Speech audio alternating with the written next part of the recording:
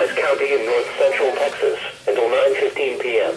At 8:13 p.m., National Weather Service meteorologists detected a severe thunderstorm capable of producing golf ball-size hail and damaging winds in excess of 60 miles per hour. This storm was located 14 miles west of Gulf, moving east at 20 miles per hour. The severe thunderstorm will be near from around 8:50 p.m., say around 8:55 p.m.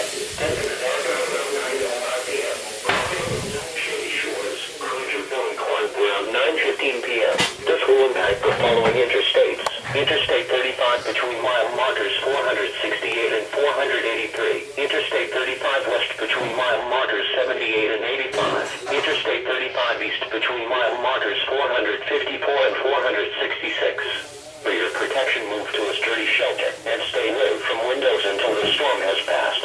Remember, severe thunderstorms occasionally produce tornadoes with little advance warning. A tornado watch remains in effect until 1 a.m. Thursday morning for